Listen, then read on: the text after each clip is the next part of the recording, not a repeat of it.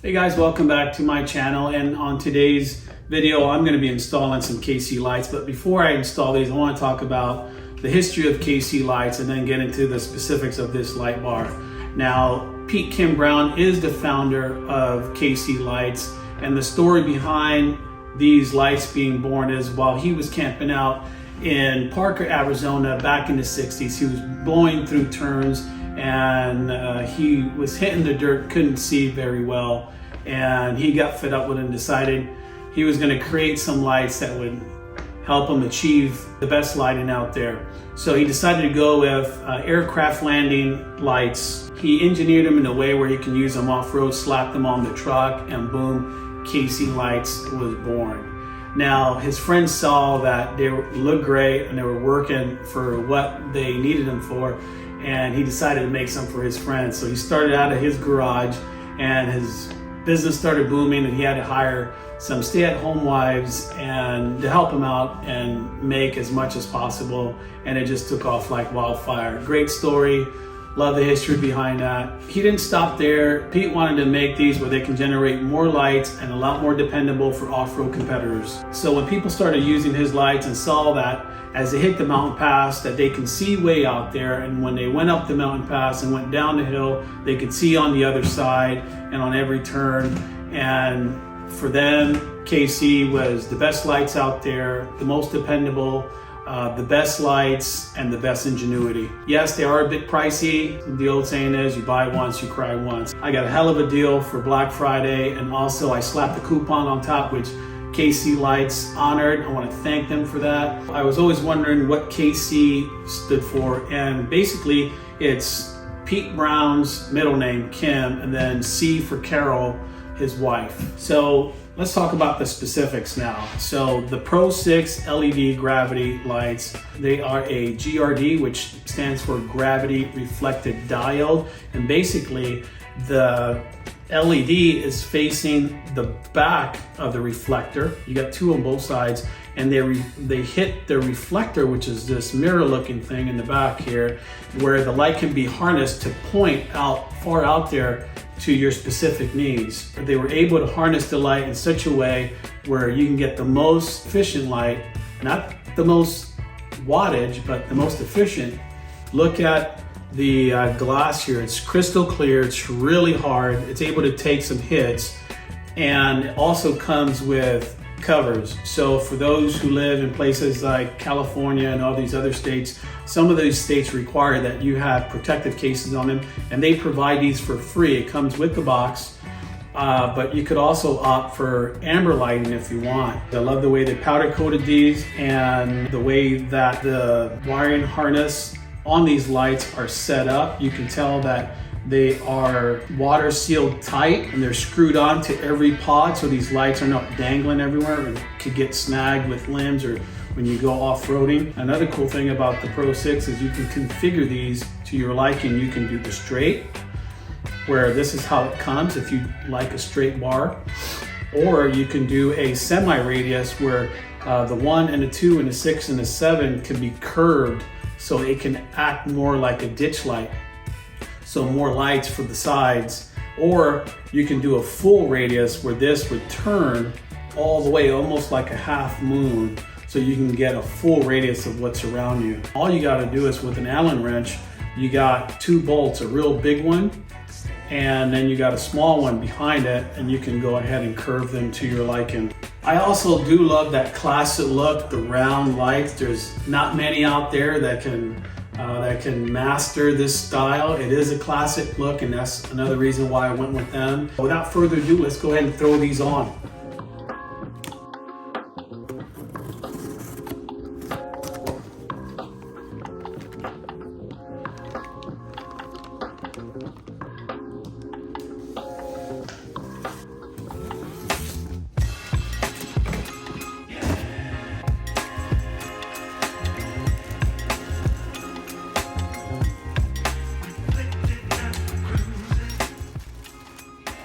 Okay, you get a bump stop.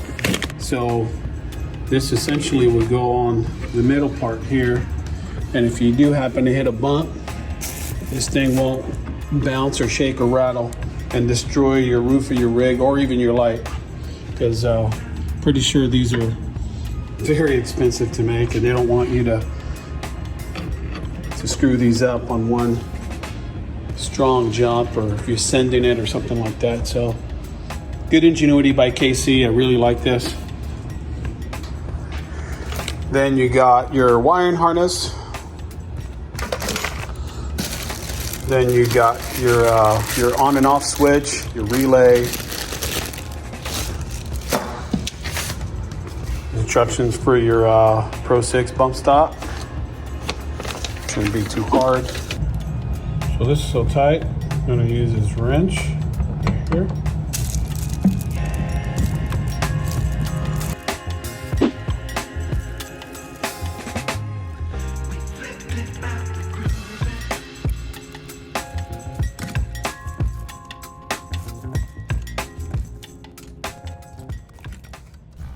Now at this time I'm going to remove my Prinsu rack wind deflector to replace it with the KC light bar by using the bar that holds this flat piece called the wind deflector, and install your light brackets in order to install your KC light.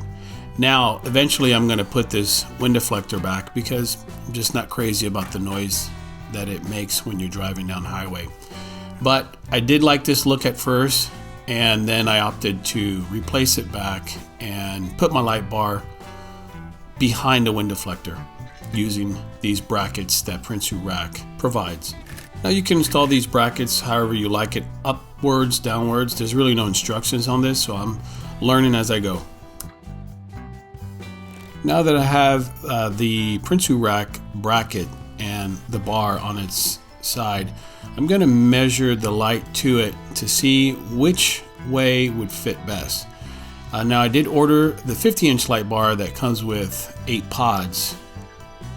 Now these bolts are the ones that allow you to shape it to either full radius or semi-radius, and all you do is you remove it, place it on the opposite side of the hole, and there's only 2 positions, and then just shape it to what you like it. I'm going to toy with this a little bit and move it around. Now when you move these over, you still have to loosen up the big bolt that's right in front of it, because that is what tightens down the light, so you can't move that easy. That locks it down.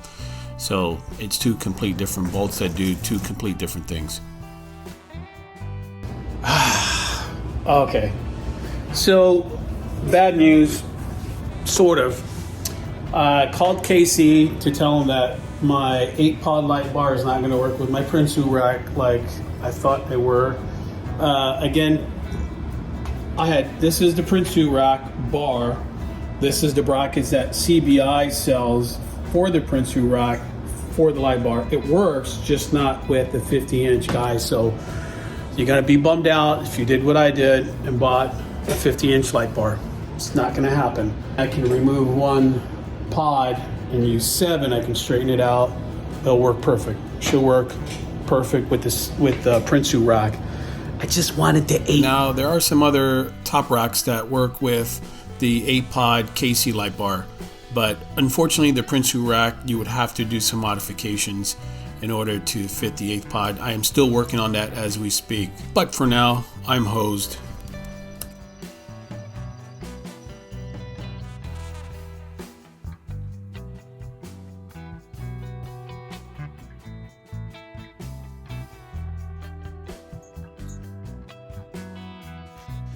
Now at this time I'm going to install my bump stop, but I'm not going to tighten it up to the very end, just until I position it in the right place.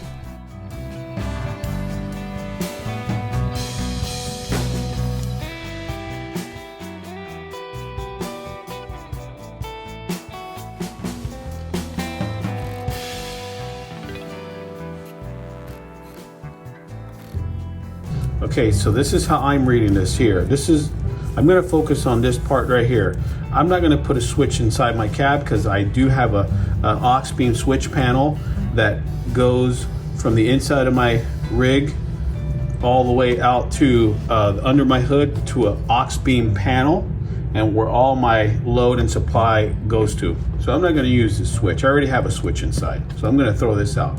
But for those who have are going to be using this switch here, I'll give you two suggestions: throw it out, get yourself an aux beam or something like that, Switch Pro. Throw this out, or if you can use it, just make sure you have this correct, and then you can run your supply out to here. And I'll talk a little more about that in a little bit. My main thing right now is to get this relay close to the battery as possible, and it's telling me that this yellow wire goes connected to the battery, the positive, and then the black coming out of the relay goes to a ground or negative battery terminal, to ground, negative battery terminal, okay? And then this here is going to be to supply the switch or my aux beam switch. And then there's a plug that goes into the light bar cable. So no big deal, right? I'm going to show you how I do this. It's going to be very simple. Let's get to it. So this is my relay. This is going to be connected as close to the battery. This is going to be connected like so. It's going to be connected like this. This is going to be connected to the battery terminal. Black is the ground. This here is going to be going to my aux beam switch panel that's under the hood. This is going to be my load. Now this cable is going to be connected to the light bar. Now this is telling me that there's a gold blade, and that block into that gold blade, the load would go in the middle, which is the green, and then the supply would be white. Green and black to the gold. But since I'm going to use my aux beam switch panel, I'm going to just remove this toggle switch, and I'm going to cut this cable, cut the ends off, and then I'm going to individually install these into my aux beam source. Now the side where I have the toggle switch connected is going to be the side that I throw away in the trash, and the other side I have already measured. I got enough wire. It's always good to leave yourself some tail just in case. You could always tweak it at the very end. Okay, so first thing I want to do is take this up through the top.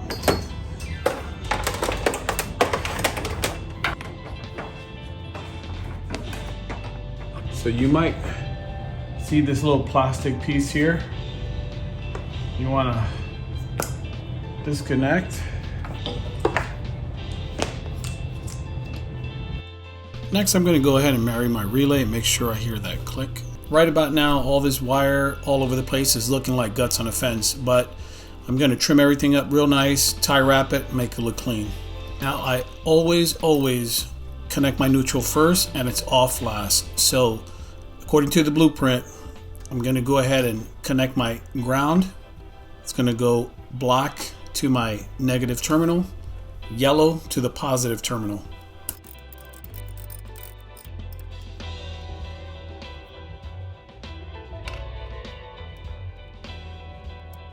Now here I'm going to make my last cuts, and I'm going to install this in my aux beam, and I'm going to have it behind a fuse.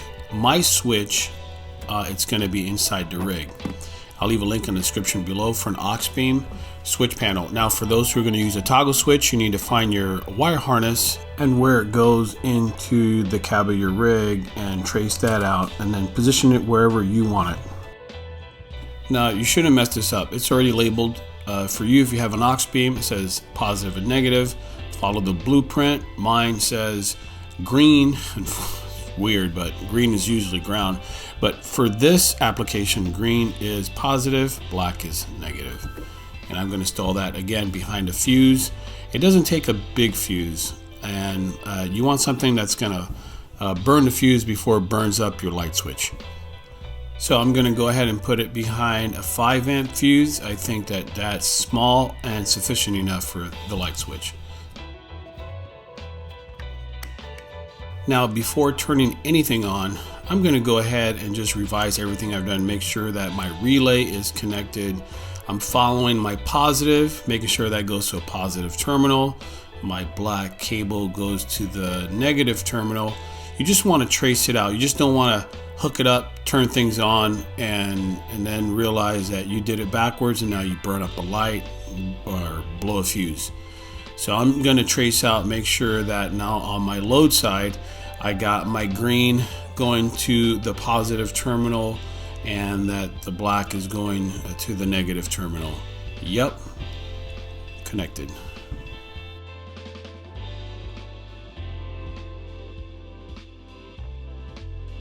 I'm gonna hide this black cable. This thing is looking like snakes on a plane. You got a beautiful light, and then you're gonna have this thing being blown by the wind left and right. It's gonna look sad.